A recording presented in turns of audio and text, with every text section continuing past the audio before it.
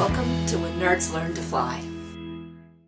Hey, let's break down the cost of this trip to Tuscany. This was our March of 2017 anniversary trip for our 15th anniversary. I just want to break down what it is that we spent while we were in Italy. First off, we had our airfare. We found a flight with British Airways. It came out to be $460 per person. This is including all of your taxes and fees, no baggage fees, anything like that. That's the entire amount. I felt like this was a good price because the cheapest we've ever flown into Italy is at around $385 a person. Those flights usually fly into one of the larger cities like Rome or Milan. We were able to get this one and it landed in Florence.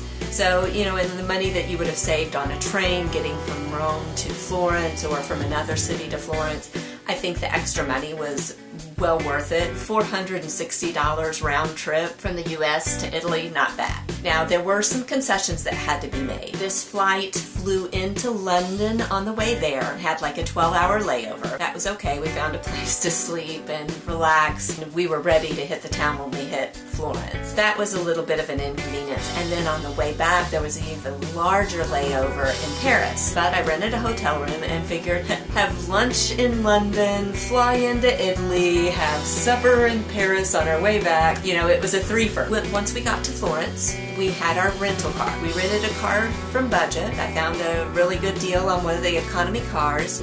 Our car rental for the 8 days was $182.43. That was unlimited mileage. All we had to really pay for was gas. Where we stayed while we were in Florence was this amazing villa that we found on Airbnb. The villa was originally built in the 1100s, at least the tower of it was. Then it had been built onto during the years. It was in a little town called San Donato in Collina. They've got a few different places that you can rent from them that they do for Airbnb, but we rented the apartment. And the apartment's on the end of the villa, all to itself, your own entrance. You have a living room, a bathroom, and a bedroom.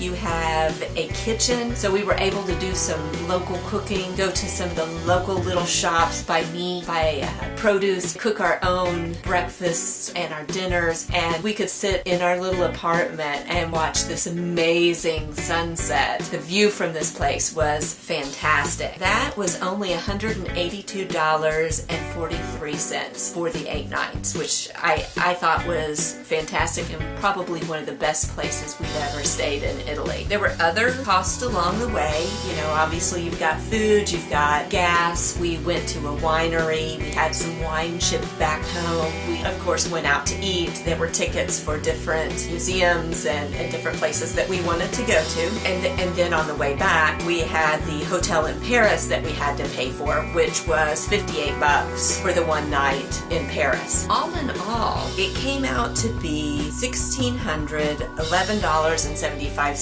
for each of us. That times 2 is $3,223.51. And that's for a full 10 days, 8 of which were in Florence, the afternoon in London, and the evening in Paris. A little bit more expensive than what we have spent in the past, but the freedom that we had of having the rental car, the beauty of staying away from the city center and the hustle and bustle. We go back every 5 years. Florence has changed a lot, especially with the onset of the Euro.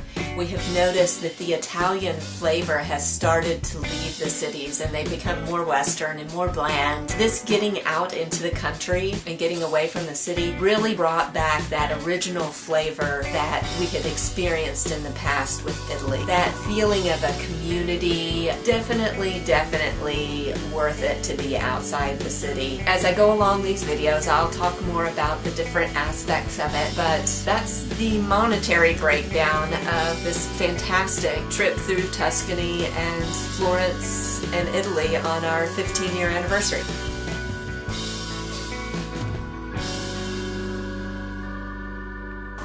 Always an adventure. Yeah, that's us.